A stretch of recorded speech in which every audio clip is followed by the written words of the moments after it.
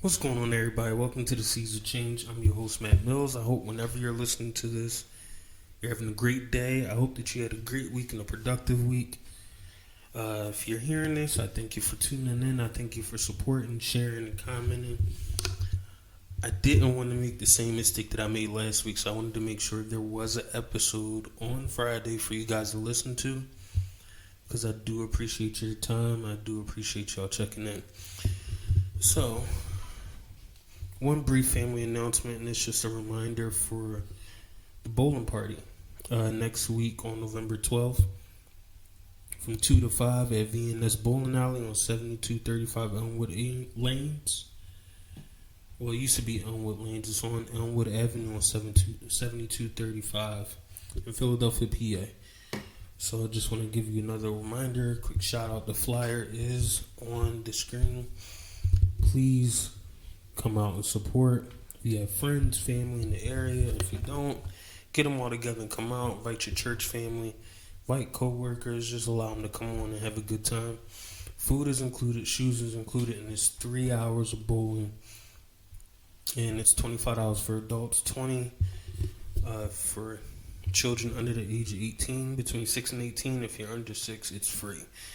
So bring your family, bring your friends, bring everybody you know.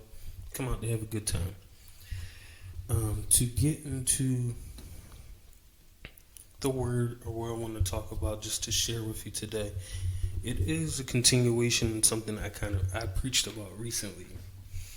But I do want to share some of it just in case you might not have caught the sermon. So, if you do have spare time, I suggest and recommend that you go to Joshua chapter 1 and read it. Because Joshua is the beginning of them coming out, the beginning of change, the beginning of transformation. It starts with Joshua 1. And the reason I want to really drive that home is because they were in the wilderness for 40 years after they were delivered from Egypt and they were brought to the promised land, and out of fear they wandered around 40 years. And Joshua 1 begins with God calling and choosing Joshua to take them into the promised land. And the rest of that book is the battles of them taking what was theirs.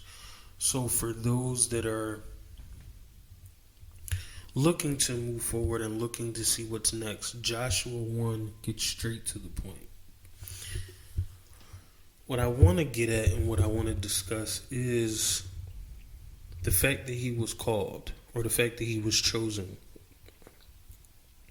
Joshua was there the first time they got to the promised land. Joshua was present as one of the spies when they didn't want to go in out of fear. And if you do read, God wanted them to wander around until those people that were afraid to go into the land that was promised died off. So there are people, there were Israelites that were born in the desert, born in that situation, that were unaware or had nothing to do with them not entering the promised land the first time. The reason I want to focus on that and point on that and stress on that is because sometimes we are labeled or we are stereotyped based on where we're from, based on our ethnicity, based on our socioeconomic status, based on our parents, based on a lot of various things. We are judged or thought of in a certain way regardless of what our behavior is. Those Israelites that were born in the wilderness were already born in that situation, were already thought of as those that just wandered around. They had no control over their situation besides being born into it. And I think a lot of times we can be judged or categorized by a situation we were simply born into, that we did not have control over. We simply found ourselves there. And I think the powerful thing about The text is they weren't limited by what they were born in. Joshua experienced the first time where they weren't allowed to go in the promised land. And he was still ambitious enough the second time around after Moses passed to lead the Israelites to the promised land. Despite experiencing that devastation the first time, having to wander around 40 years because of their foolishness, he was still courageous and ambitious to say, okay. And the Israelites that were with him, despite being born in the desert, not knowing anything else, were okay with going with him. So the reason I share that and the reason I'm saying that is because many times we limit what we can become based on what we were born in or based on where we find ourselves. And if you don't learn anything else from what was shared in this Joshua 1 text, is that even though you can wander around, even though you could be confused and unsure of what you're going to do next, God can still choose you. I think there's a reason that Joshua 1 doesn't begin with Moses passing. It doesn't begin with them being in the wilderness. It begins with God speaking to Joshua. I think God emphatically wanted to make a point that he was starting something new with Joshua. Despite, like I said, his background, his history, he was starting something new with Joshua. And in connection to that, the Israelites that were born into this wilderness that did not know or experience, should I say, their past, was willing to go with Joshua to take the promised land. Even though they did not know what success looked like, even though they did not understand what it would take to battle, by faith they were willing to go.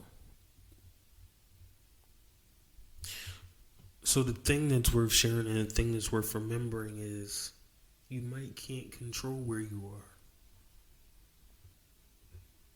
Whether you were born in it, whether you were labeled into it, whether you fell into it. Sometimes you can't control the situations you are in or you're born into. But you can control where you're going. Why? Because God has the power to challenge you and to take you from wherever you are to lead you wherever he wants you to be. You just have to be willing. And that's what we find here. Joshua was willing to go despite any other feelings he might have had. These Israelites were ready to go.